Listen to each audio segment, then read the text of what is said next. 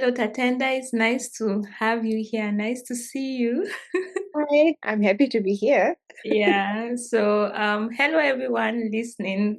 Today we are going to be talking about how to find a job in Germany, and Tatenda is going to be explaining to us her journey, how she moved from being an intern to having a full-time job in Germany. So once again, you're welcome, and maybe you can go right into it, Tatenda, and just tell us a little bit about yourself. Hi, everyone. My name is Tatenda. I am from Zimbabwe, and I'm working here in Germany as a data scientist. And how long have you been in Germany? I have been in Germany for a little over 3 years now, so maybe like 3.5 years. And how did you come? Is it like you just came and you started a job, or? So when I first came to Germany, it was through it's more like a research internship program. So I did my master's with the African Institute for Mathematical Sciences. And the good thing is that they have a lot of opportunities that you can apply for after you graduate, or like when you're doing they have programs where you can do internships during the studies. So you have a lot of programs that you can apply for. So in my case, it was a little over a year after I'd graduated, and I told one of my university professors that I wanted to do an internship or like a research fellowship or something like that. And I was just telling him that, oh, if you find opportunities like this, maybe you can let me know. He didn't respond to me. And then 10 months later, I saw an email from him saying, I sent you an email to apply for something. Why didn't you apply? And then that's when I went back and I checked the email and I saw that, oh, actually, there's an opportunity that he was nominating me to apply for. So Mhm. I applied for this research internship. It was research in machine learning and data science, like related topics. Yeah. So then I applied and I got the internship. And so when I first came, I came with other people who were also part of the program. It was five of us total from different African countries. So we were here for about 9 months. So that was in 2022. We were here for about 9 months. And then after the internship program, then I applied to get a job seeker visa. Then I started looking for a job. Okay, cool. I really like the way you explained in depth how you got in here. So, I was trying to fill in the blanks so that yeah, it's clear for everyone. yeah. So what's a job seeker visa? Okay, so a job seeker visa is a visa that allows you to stay here in Germany and look for a job. You can apply for it from anywhere. I think they have, I don't know if they have any countries that are not allowed, but you can apply for it in Germany or you can apply for it from your home country. And I don't know how it is if you're applying from the home country that you're from. I know there's one that they say it's like an opportunity visa. It's the same job seeker visa, but you have to make sure like your skills or qualifications are in the list of skills and qualifications that they're allowing people to apply this job seeker visa for, and then you check if you meet the requirements and then you apply. If you're applying in Germany, if you're already here, you need to submit your qualifications, and then I don't remember if you explain the jobs that you'll be applying for or it's implied from the qualifications. That part I don't remember.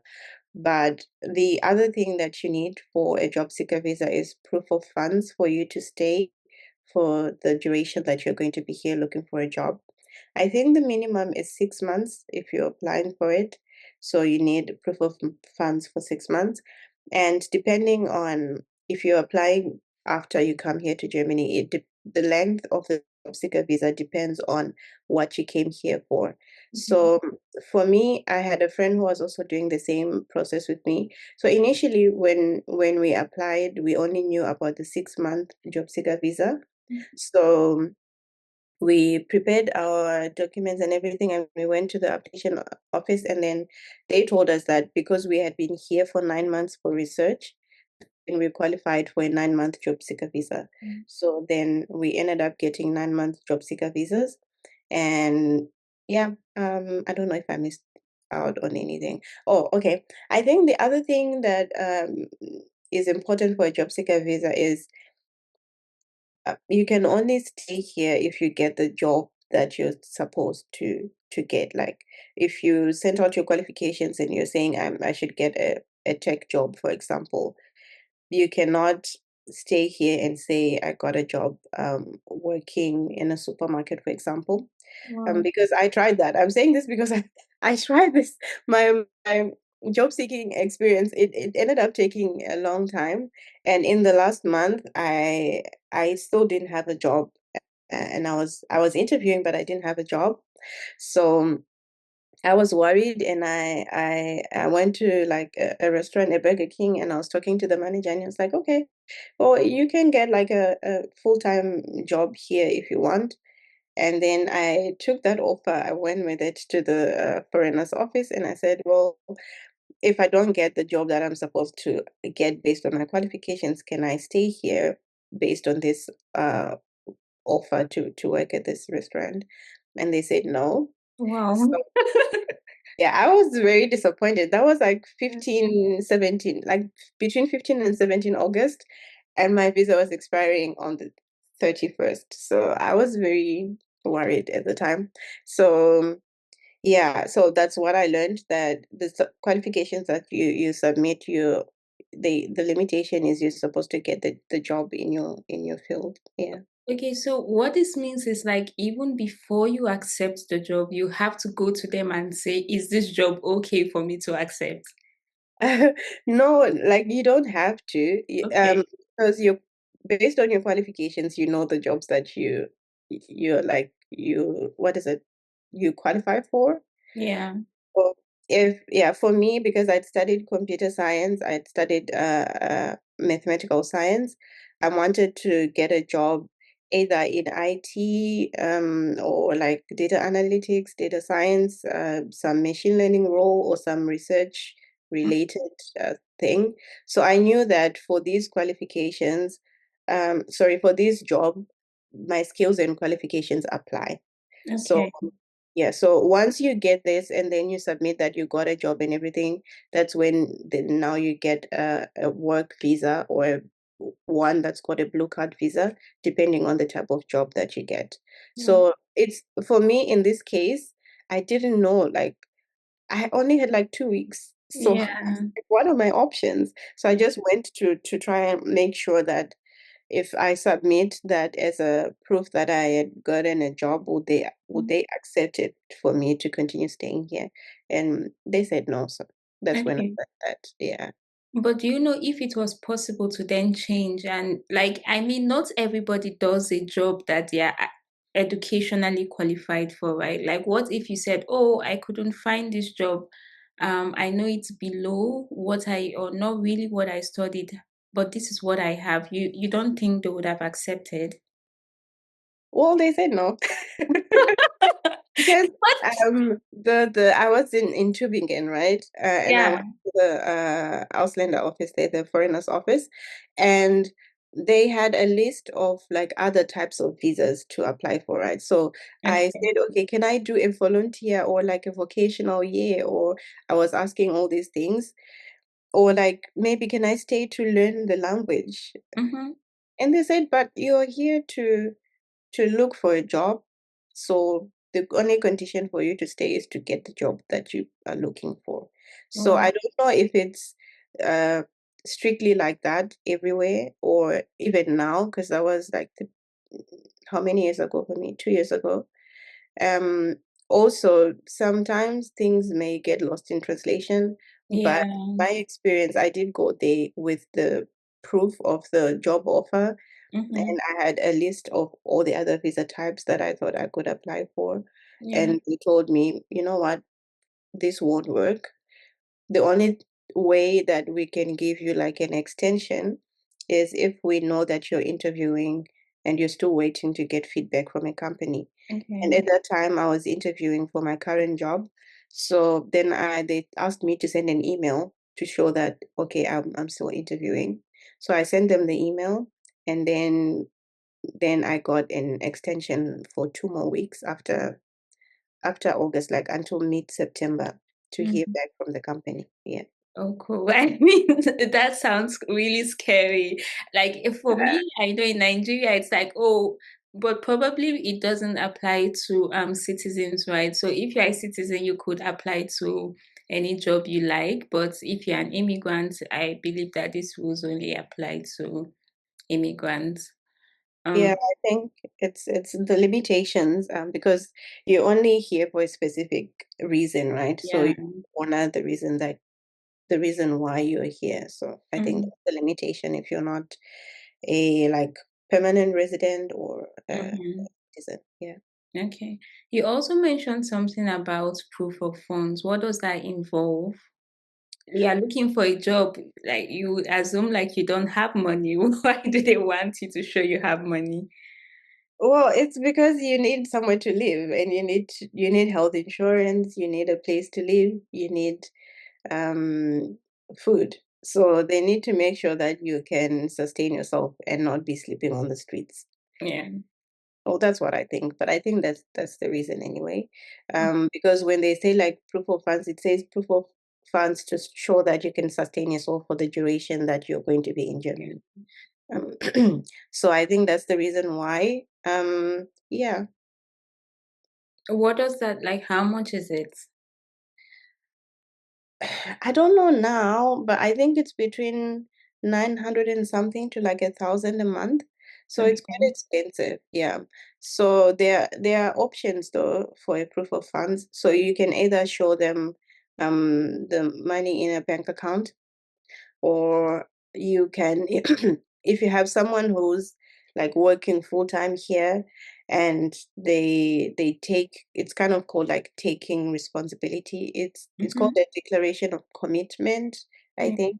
So if you have someone who wants to declare that they can be like sponsoring you or supporting you, then they can submit like their pay slips or something. Okay. Yeah. Mm. And what else? And for, I know like for if you're someone who studied here, you can get a part-time job, and then you can submit the proof of that part-time job to say that I have enough money to sustain myself while I'm here. Okay, so the reason why you couldn't even could you do a part-time job while you were job hunting? I don't know. Okay, I okay. don't know. Like my so when you get this the visa, you Mm-hmm. get like an ID card, and you get this additional paper that Yeah. like additional information on it. So for mine, I had asked them, like I said, I had asked them when I did submitted my application that can I can I work part-time during this period? And I don't remember what the response was, but I do know that at the back of the paper, like the additional information was I could do some, I don't remember the actual words, but it said I could take up some form of employment or something like that. Okay. Yeah. So I had that, but when I was looking up on the internet, people kept saying that you can't work. Honestly, up to now, I don't know. Okay. That was something that also worried me. I was like, can I get a part-time job? Can I not? Yeah, because I mean, 9 months doing nothing and just like spending money, it's quite stressful. Yeah, my job at the time was to look for a job. So Really? Actually, I hear that looking for a job is actually a job. yeah, it's a job on its own, and Yeah. there's ups and downs. Sometimes you get stressed and you're like, I don't want to do this anymore. But then you remind yourself that, oh, I am actually only I can stay here if I get the job. So Yeah. let me get back to it. Yeah. Okay. I mean, so that's cool. It really sounds stressful, but I would like to know what then was your job search strategy? How did you look for jobs? I didn't I didn't have a strategy like that. I would say I had a strategy. Hmm. The only thing I did was to make sure I sent out applications. So Okay. at first, like that was in September, like 3 months before I finished my research internship. I like when you look online, you see a lot of data science jobs in Germany. So I was like, so many jobs, and I think I'm qualified, so I'll get a job in a few months. So I started applying in September, and then in September, like I was sending like maybe one application a day, and I think I got one interview from that. October, I sent out more, like I was sending maybe 2 to 3 applications. And so I would do my applications mostly during weekdays. And then weekends, maybe if I have time, I would send even more than 2 or 3. But some weekends maybe I would skip. But like I was increasing the volume. Mm. And as you send out applications, you also start to realize like which jobs are more suitable for the skills that you have and which are not. And then you now have a bunch of like cover letters that are appropriate for each role that you can then edit every time you go to a new application. So yeah, so I was just trying to increase the volume because September I got one interview, I think. And then October, I don't know if I got an interview from Yeah. October. Yeah, so I was getting like throughout the whole process, I was getting either no interview at all or one, and then max two, which was very rare. Usually I had like no interview or at least one interview a month. No. Okay. And in terms of sending in your CV and your cover, but before this time, had you gotten a job um before? Was the job you have now, is it your first formal job, or you've actually searched for a job before? Or you mean before coming to Germany? Yeah. Ah, okay. Yeah, so when I finished my studies, I did my master's in South Africa. So when I finished my studies, it was COVID and Um, so I couldn't go home. I finished around like June, July, and then I was in South Africa at school like for about 3 months, I think. August, September, October, yeah. So I went back to Zimbabwe in October. So during this period, I was trying to send messages to people and connect to people on LinkedIn and ask them if they have any openings. So I was trying to reach out to like HR managers, like data science managers, and recruiting companies. yeah. So I was just reaching out to people. And then by the time October came, I had reached out to the the person who does what is okay, let me phrase it properly. So by the time October came, I had reached out to the person who owns this company called IPC Consultants in Zimbabwe. So IPC Consultants, they do HR related stuff. So they do analysis, like data analysis. They do recruiting. They do like most HR related stuff for companies. So they do HR consulting. So he told me then that, he had some employees from his data analysis team leaving, and if I wanted to fill in the position, then I could interview. Okay. So then they scheduled some interviews for me. I did the interviews, and they said, okay, you can get the job. So that's how I got my first job after finishing my studies, and I worked there for about 7 months, Mm. and then because of AIMS also, I applied for another research internship program. So I got a research internship program in Mali, in Bamako. And there we were doing research at a nonprofit organization. And I was there for about 5, 6 months. And by the end of this program, that's when my master's lecturer, the one Yeah. who nominated me for this opportunity. That's when he reached out to me and he said, well, I sent you something to apply for. And that was in the last month of that internship. So Yeah. then I sent out the application, and I think either it was just after I finished that internship or just before, because it was around the time I knew I had gotten this research internship position here in Germany. The Yeah. only problem was COVID. So Yeah. the embassy was closed. So I had to wait for a couple of months until I applied, and then I eventually came. Yeah. Yeah, so do you think there's a difference between the way you interviewed in Zimbabwe versus the way you interviewed in your current role in Germany? Mm. Well, the way I interviewed in Zimbabwe was I I would say that it was a bit different because for the job I got, I it's not like I applied directly to the job and they filtered out my CV and then they did all that. But it was more because imagine the owner of your company comes and says, "Well, I have a person that I think is good enough for the job. Can you Yeah. interview and let me know?" So I already had like a higher probability of getting the job based on Mhm. that. And then it also turned out that I was skilled and qualified enough. So then that worked out. But the interview process was, it's the questions they were asking, they were questions that can be asked here also. The only difference was, I think, for that one in Zimbabwe, I only did one round of the interviews and then I had to get feedback from them. Here in Germany, interviews have multiple stages. So you do the initial interview, which I like to call that like a vibe check because honestly, you're just talking and they make sure that, oh, you're a person and your qualifications match what you're saying, I think. Mhm. And if they like your vibe, because I still haven't figured out what they are looking for in the first interview. If they like your vibe, then you go on to the next stage, which can be a technical interview. They give you like a coding challenge.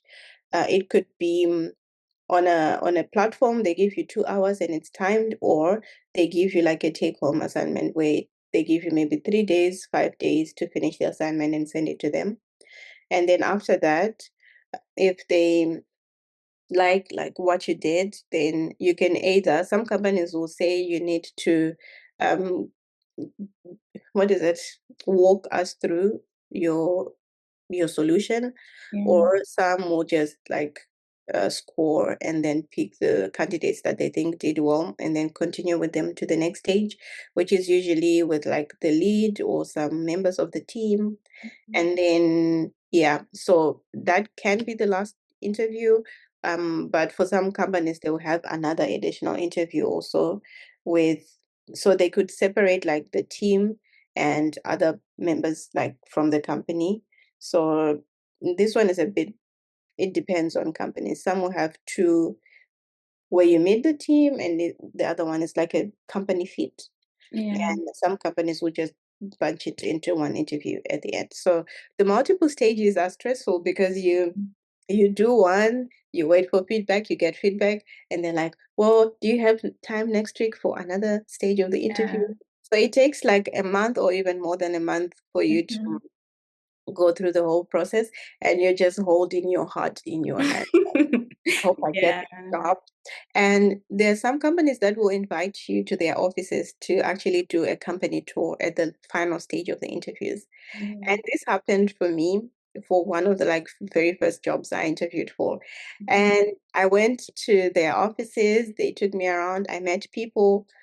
I remember like looking around and feeling like, oh, I can see myself having like tea in that kitchen, and see myself coming to say hi to people in this office because they have a Yeah. nice vibe. And yeah, all that did not work out because I was one of like three people in the final stages of the interviews, and they chose someone else. So Okay. But like, I don't know if you would like to share, but what do you think what were the reasons why you were not selected in some? Do you think you made a mistake, or you were not qualified enough, or you failed something? yeah, so some for some of the interviews I got feedback. So Okay. for this one that I went to the company to do the company tour, they said they picked someone who had more work experience, Okay. which was disappointing because it was a junior role. I was like, Yeah. oh, how much experience is a junior supposed to have? Yeah. But anyway, it happens. For me, it was sort of a validation because if I managed to get all the way to the final round of interviews, it means they saw that I was skilled enough. Yeah. They probably just weren't sure that I would like quickly like on board, I guess. Mm-hmm. Because what I've realized sometimes in when they're hiring, they also consider how long it would take to onboard you. Yeah.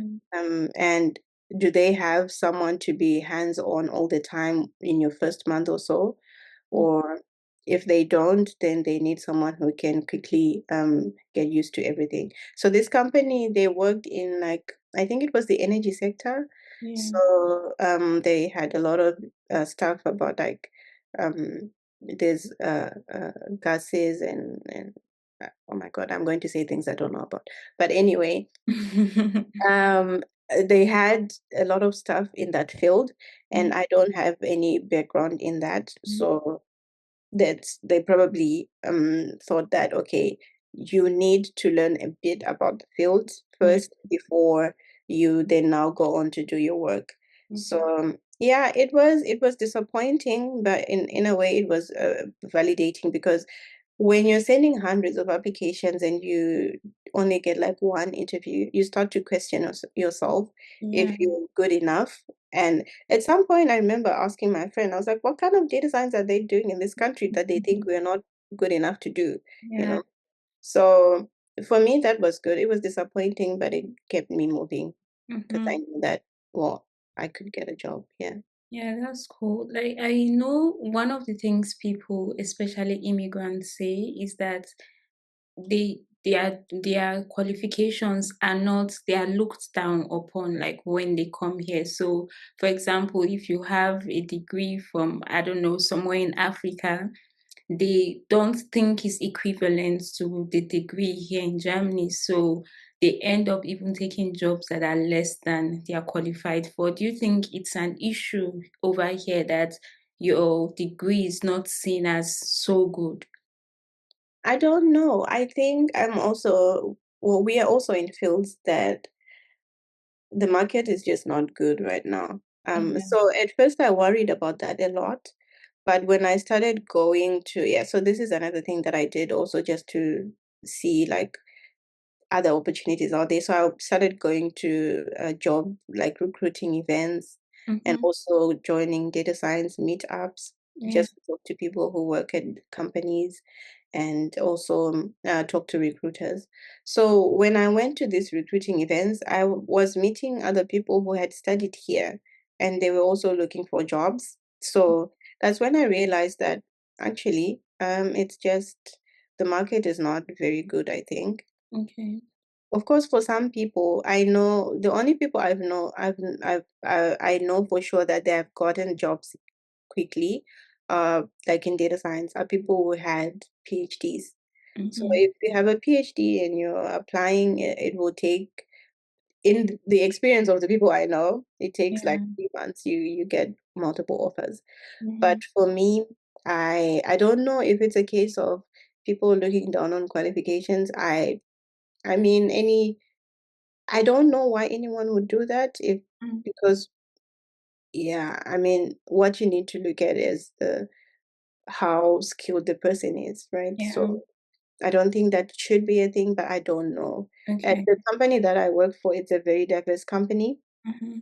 and we have people from more than 70 countries. Wow. And yeah, so it's very diverse, and they even employ people from their home countries. You don't need to be in Germany for you to get the job. So I don't think that they care where you studied. I do know that there are some applications that like job openings that I saw where they would say we prefer people who studied at these schools or people who've done internships at these big tech companies. There are Mm. companies that would do that.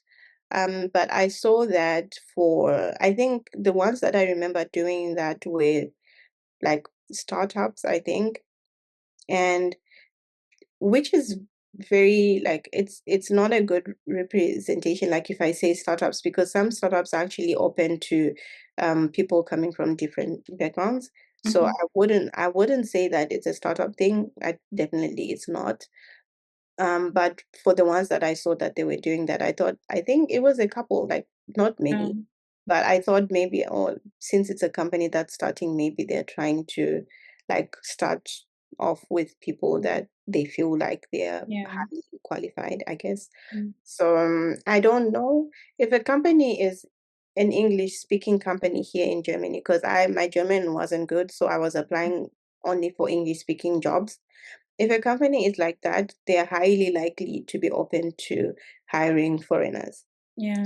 I would question why they would say, well, your qualifications are less than someone else's. So I don't, Mm. yeah, Mm. I'm not sure, but it Yeah. could be happening, yeah. Yeah, like really, when I talk to some Africans, they are like, oh, the reason why they got this job is that they couldn't find a better job. And you actually see people doing multiple degrees, for example, because they came with it. So I know someone who said he had a master's, um, and then he came to Germany and started a bachelor's. Like, how do you do that? Right.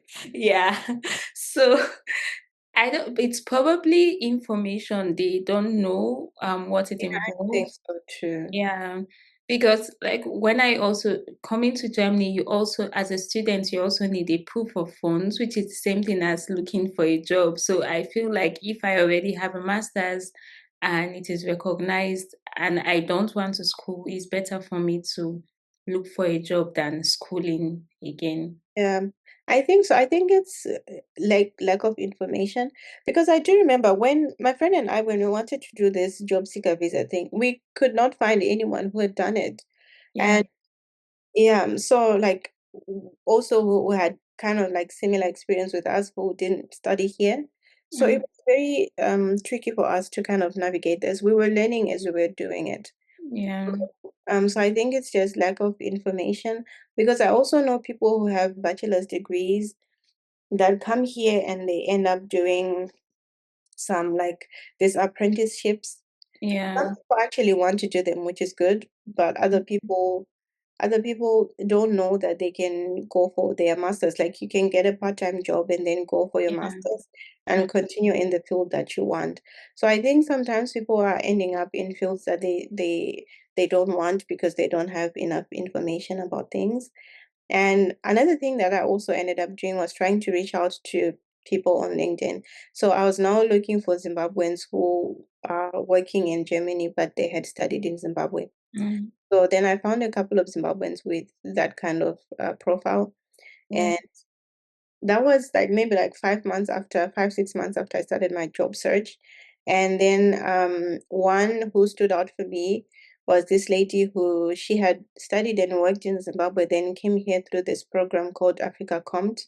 Mm, And then yeah, she did the program, worked in a company, and then she also did a job seeking period where hers was also very like stressful and not so good. yeah. But she got a job towards the time when she thought that she was about to go home. Like she said she had her bags packed. And then she ended up getting a job. So then I started realizing that there are people who actually have these experiences. Yeah. It's just that I think people are just not like not a lot of people share their experiences, so it's Mm, difficult to find like yeah. the information in general. Hmm. Yeah. Maybe we can start wrapping up. It's really interesting talking with Okay, you. yeah, yeah, Um, I wanted to ask, do you think it's different for Africans, for example, in terms of searching for a job than for other immigrants that are non-Africans versus also like the Germans themselves? yeah. I don't know. Okay. The only difference that I could say is your the language, like how good Yeah. the language. So for me, I was at a disadvantage because I didn't speak German enough to like work in Mm, and use German. So if you are German, obviously you understand the market, you know the market, and you know the language, so you mm, have more opportunities. There are jobs where they told me that, well, we found someone who speaks better German. yeah. Um, Even though they were companies that work in English, but some of them will say, "Oh, but our social interactions are in German, so Yeah. to to to speak the language." So for companies like that, someone who speaks like a little bit of German or some German would be a better candidate. Mhm. So the only thing that I've experienced and I know for sure is your like how good are you with the language. So that Yeah. would be one thing that I know for sure would be different. Yeah. Mm. So you like if you were to go back, do you think you would have invested more time in learning German to increase the kind of opportunities you can apply to?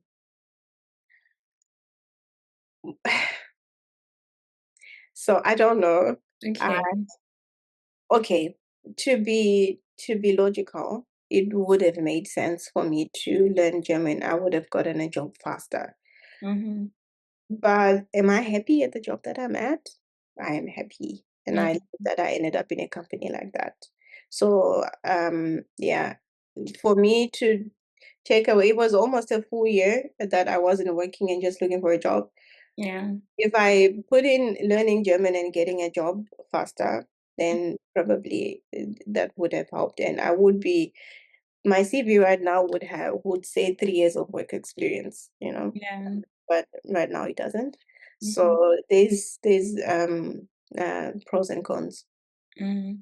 So do you think there are many jobs in Germany that accept only English speaking people? Like, Yeah, okay. yeah, they are. So if you're working at a company like where I work, everything is in English. Well, when you do sign contracts, obviously they have to be in German. But your social interactions are in English. You work in English, and yeah, I don't. The only time you probably might have to use German is if you're in German class.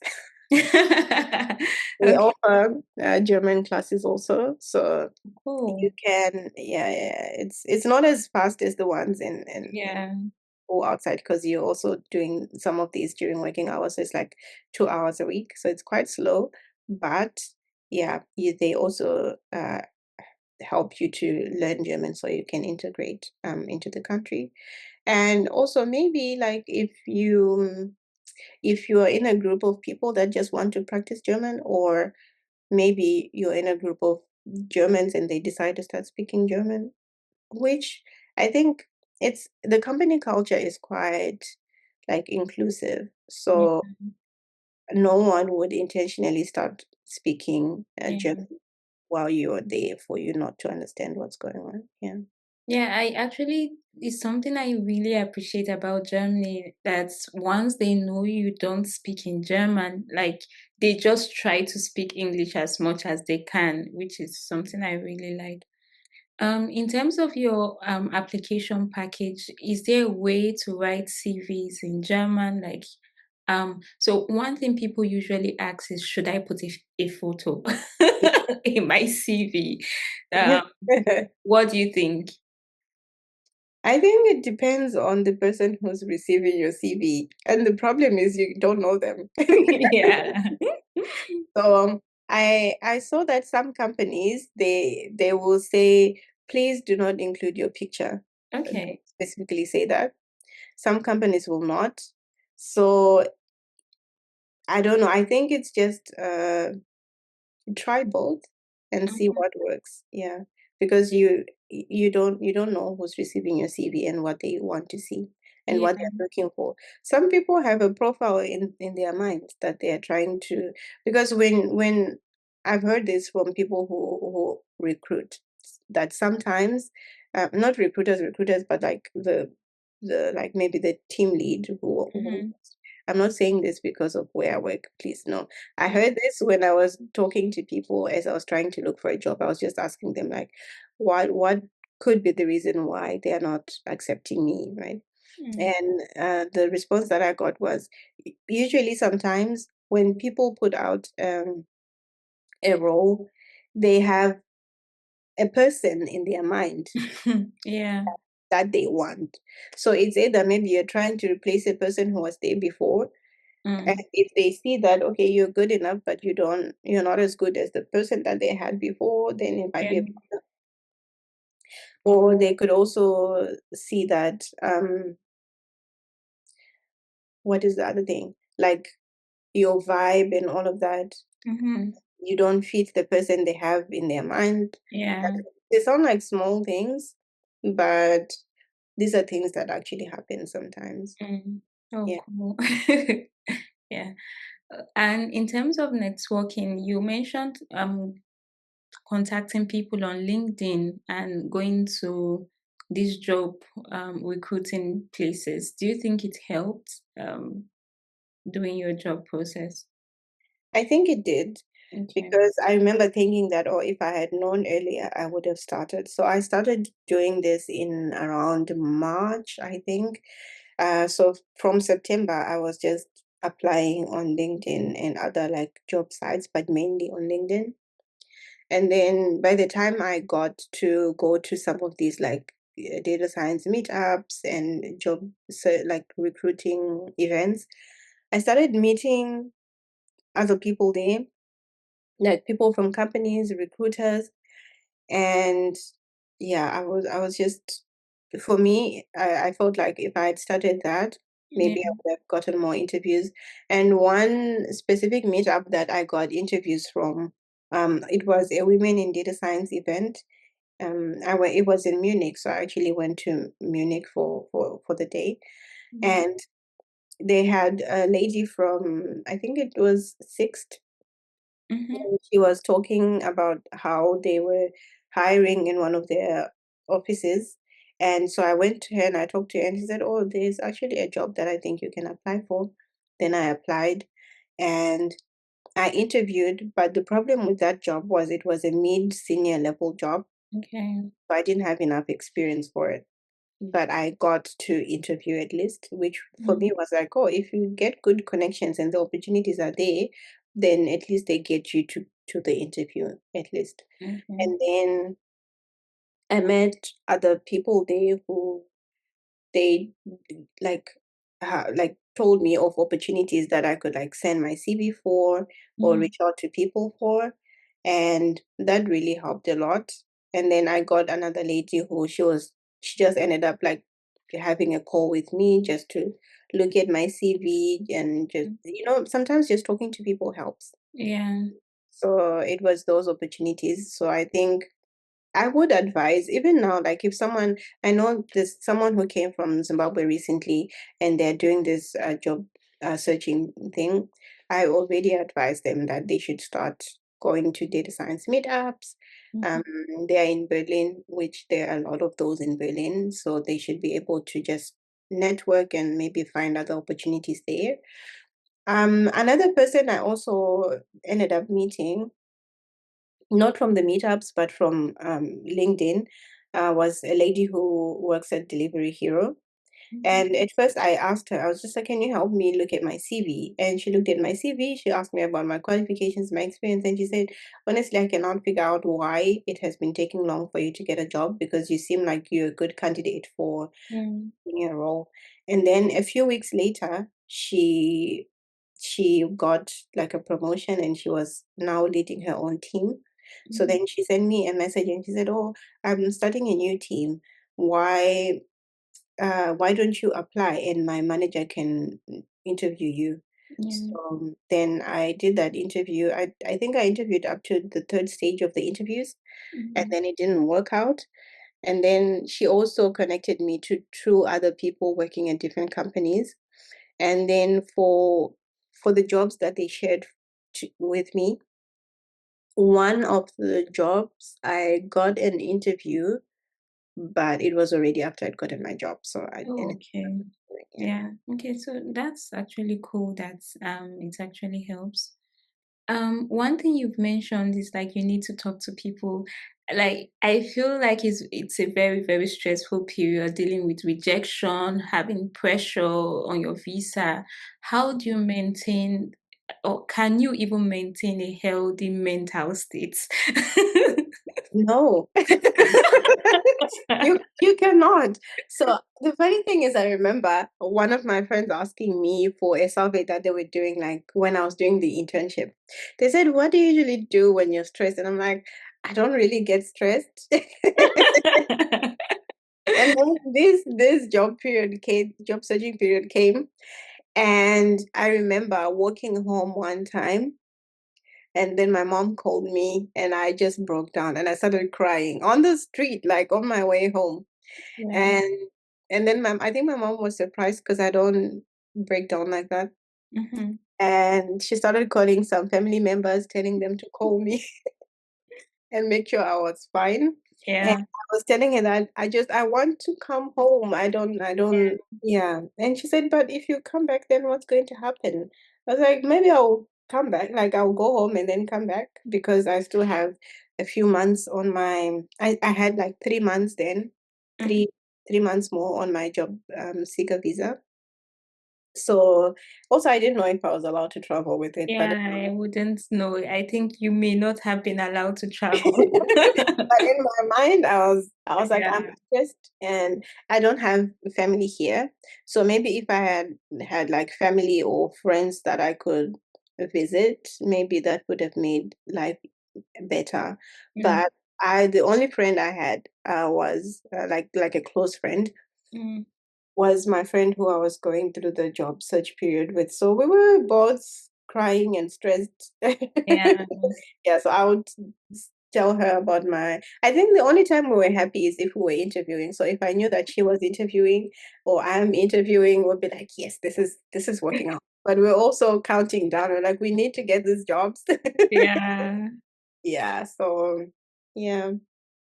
So there's no remedy. I mean, there's nothing to do to feel better. Oh, I don't know, like I think if you have people that, for me, anytime I'm stressed, a feeling of home helps. So yeah. like I said, I thought that if I had family here, Yeah. maybe it would have helped. So I think so that time when I was thinking of like I want to go home, I ended up just calling some of my friends. So I have friends from Zimbabwe who are in Tübingen also. Like I met them there. But we weren't like that close at the Yeah. time. So I didn't know if it was okay for me to reach out to them for something like that. But they were actually they showed up. They said let's go somewhere to eat and talk. So we went we went to a restaurant and we sat down and we talked, and it was nice. Like I felt that feeling of home because Mm-hmm. I was talking to people who understood my situation, and they also had their fair share of challenges ever since they came to Yeah. Germany. So they told me that like they were convincing me to stay. They're like, "Why would you go home? It's Yeah. okay like that. You're struggling, but it will get better." So Mhm. that kind of like motivation and talking to them, that helped me. But I don't know, like I'm not an expert on how to deal with stress Mhm. because I also was struggling and Yeah. I didn't know what to do with it. The only thing that kind of helped me, not kind of, but it really did help, was so initially when I came to Germany, I wasn't, because I'm a Christian. I wasn't going to church because it was COVID, and the ones that I found, they were in German. And then sometime in like May around there, I think we met some people in the town center who were giving out flyers and explaining that, oh, you can come to church, and there's a church where they do English translations. So my friend and I, we ended up going to that church, and there were very nice people there. Like you would go, they would welcome you, and you'd get at least one person who would check in with you, like for the first few weeks that you were coming to the church. And the lady that I ended up, the one who was like my contact person, I guess, she had also gone through a difficult job search period because she finished her studies in during COVID, and it took and I think after you finish your studies, you get a job seeker visa for 1.5 years, I think. Yeah. For her, she didn't get a job in those 18 months.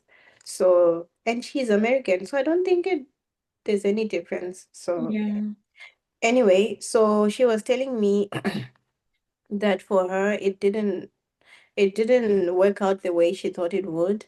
and her German is really good. So she was also stressed, like, why wasn't she getting a job? And then she told me that at the end, like towards the end of her visa process, like I did, like I was stressed and I went, I was like, how can I stay here? She did the same thing, and then at the time, I don't know if it's still there, there was somehow a kind of visa that could help her as an American to stay and continue looking for a job. So then she applied for that one, and then, or it's an extension, I don't really remember what she said, but something like that. So then she used that opportunity, and then during that extension, that's when she ended up getting a job. Okay. There's something about the extension. About the end of the visa, like Yeah. when it's about to expire, things start happening. Yeah. So yeah, she was just telling me that you just need to be patient and trust God that He will work things out for you. And yeah, so just also meeting other people who have similar experiences and also going to church. And the thing that was difficult for me was like people saying that, oh, you need to start praying, and not from a point of desperation or pain, but to pray with like gratitude and expectation. And when you're in that situation, it's very difficult for you to start praying and being like, I thank you, God, for all the wonderful things, you know? So that was that was a challenge for me. Yeah. But I took it one day at a time. Like I would just, sorry, I'm beating like my desk. Um, so I just took it one day at a time. I started like just trying to list. I think at some point I had a list of three things every morning that I was grateful for. Yeah. So then that helped me to start to see the positive. And Mm. and then I started just accepting that, if I'm supposed to get a job here, I will get a job. If I'm not, then I go home. There must be something for me there if I'm going home, right? Yeah. And then it turns out I was supposed to get a job, so I got one. Yeah, that's cool. And how do you like your current company? I like it. It's like I said, it's very diverse, it's very welcoming. The people are very nice, like super nice. And I don't know if it's just my team, maybe it could just be the team that I work with. They're super nice. Like sometimes we even do like some social activities after like outside of work. And it feels like a safe space to talk about work, talk about your personal life. If you're struggling with something, it always feels like there's someone you can reach out to help. And because of the flexible working time also, it kind of feels like you can live life and work. So Mm. let's say you have a doctor's appointment, instead of having to take the day off, you could make the appointment early in the morning, like maybe 9 or 10 a.m., and then you go for the appointment and then you go to work. So that helps a lot. Like you don't feel like anything that is personal that is going to happen. It might just be 1 hour in your day. I know like in Zimbabwe, I probably would have had to request for time off. I mean, some companies are lenient. You can go Yeah. somewhere and come back, but in some companies, it's better to just take the day off. But you don't need the whole day off, so it doesn't make sense for you to take the full day off. So I think it allows you to do like to feel like you're living your life and you're Yeah. also working at the same time. So I think that's good. Okay, cool. So, would like your final words. What can you say to people currently looking for a job? Like- Well, I feel like I've talked a lot. Yeah, you have I actually. didn't realize that I talk so much. No, I mean, like talking to you, the time just flies. It's almost an hour. I hope I was saying useful things for the people who will be listening. For I think the main takeaway for me in my job search was to be persistent. So I know that when I was applying for jobs before, when I was in when I was in Zimbabwe, and I would pick a country that I want to apply for jobs for. if I apply to like 40, 50 jobs and no response, I'll be like, no, they don't want me in their country. Like maybe they don't rate my qualifications. They're like, ah, Africans. But when I came here, I realized that that's not the case. Yeah. You actually need to send good quality applications also. It's not just about sending CVs everywhere. So I realized that I was giving up too quickly. Of course, for some people it happens faster, but if it's not happening as fast as you expect it to, it doesn't always mean that it's not going to work out. So just being persistent, and rejections are not personal. It doesn't mean that you're not qualified. If you know that you're qualified, you look at the job, your qualification, and your skills, and you see that, oh, for most of these jobs, I'm qualified. Then, if you really want to get those kinds of jobs, just keep sending out your CVs, and don't try to talk yourself into thinking that, oh, they don't want me in that country. No, just be persistent, send good quality applications, and eventually it will work out. Yeah, thank you so much for those closing words. It's really nice having you. I can't imagine it's close to an hour. Yeah, I'm sorry. Like I ended up talking too much. Yeah, I hope people have the what is it, the time to listen to everything, because I'm sure some of it is quite useful. Yeah, most of it is useful. And really, thank you so much for coming. You're And welcome. I also watched the one on your YouTube channel, which also explains a lot about the job process. So I think I'll also include it in the link for people Oh, thank to you. watch as well. Yeah, yeah, thank you. So till we meet sometime later in Dusseldorf or some other place. Thank you so much. You're welcome.